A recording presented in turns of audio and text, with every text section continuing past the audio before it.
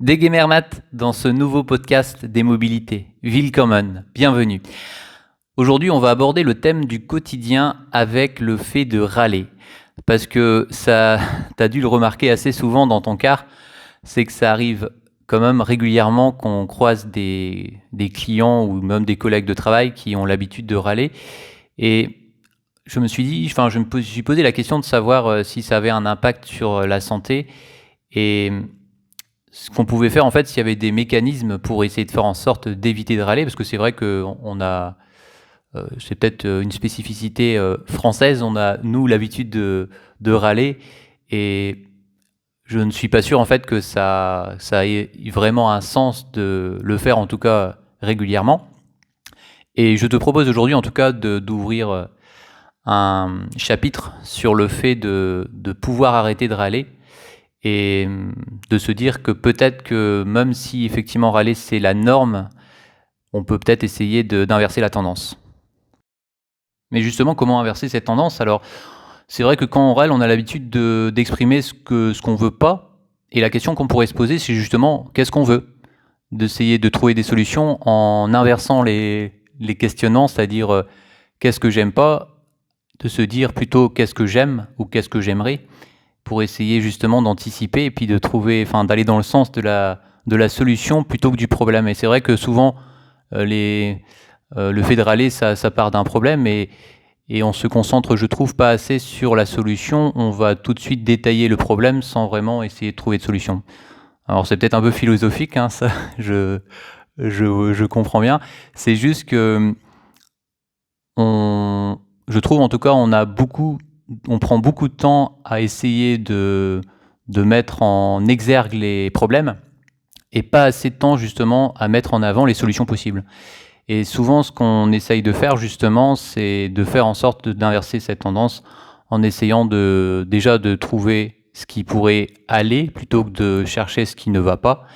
Et ça, c'est le plus important, de faire en sorte de trouver des solutions pour aller dans cette direction-là, de trouver justement des solutions pour que ça aille mieux.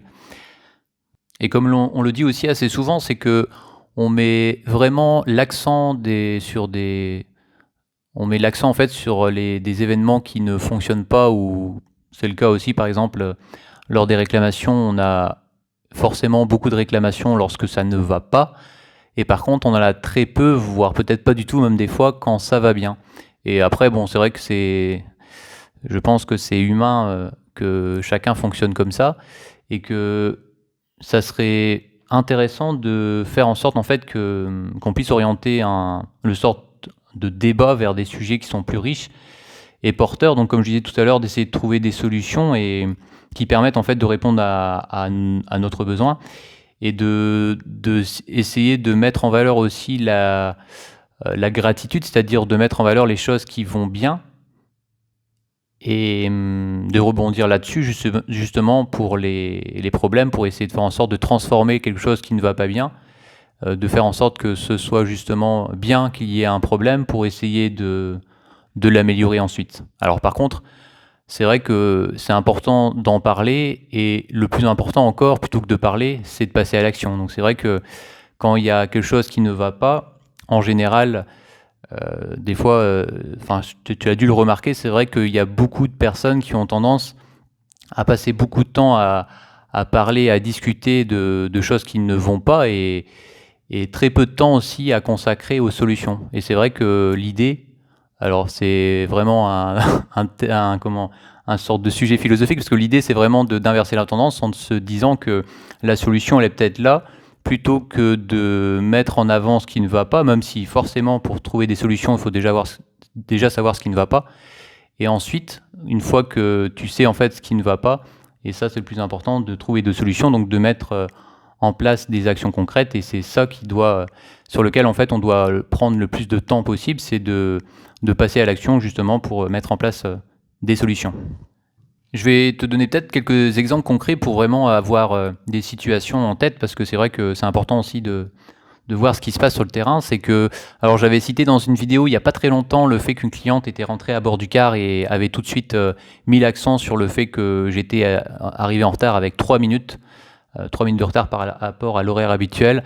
Enfin bref, c'était vraiment pas grand chose, 3 minutes. Bref, c'est juste que Là, la cliente, plutôt que de préciser ça, elle aurait pu tout simplement déjà ne pas en parler parce qu'on aurait gagné déjà un peu de temps parce que le fait de me dire ça, moi après, forcément, j'ai pris du temps à la questionner et puis à lui répondre. Donc forcément, ça fait perdre du temps plus qu'autre chose. Donc on a perdu plus de temps que si elle avait rien dit.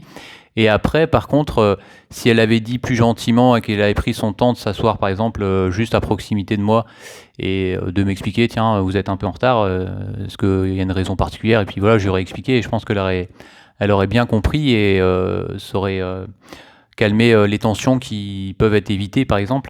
Alors j'ai un autre exemple en tête aussi d'un client qui râlait par rapport aux horaires qui correspondaient pas à son souhait. Et c'est vrai que le fait d'en parler et de râler à bord, ça va pas changer grand-chose. L'idéal, c'est justement de contacter soit le bureau par mail ou directement alors là c'est sur le réseau Bresgo ou directement la région Bretagne pour aborder justement ces sujets-là d'horaire. Et puis après, on peut aussi de notre côté voir justement pour essayer de trouver des solutions. Après, par contre, c'est vrai que le fait d'en parler à bord du car, que ce soit auprès d'autres clients ou auprès du conducteur, en général, ça va pas faire trop évoluer les choses. C'est le plus important, c'est que le client ait contact directement, soit la région Bretagne, pour notre cas en tout cas, ou soit le bureau pour essayer d'apporter une réponse et de trouver des solutions. Alors les solutions ne sont pas toujours possibles, ça c'est pas c'est pas forcément tout le temps le cas. N'empêche, c'est vrai que si on peut avoir une discussion et que l'échange est constructif et que nous de notre côté on peut trouver une solution, ça permet tout simplement d'améliorer les choses assez sereinement et des deux côtés, que ce soit du côté du client et du côté aussi de l'exploitant.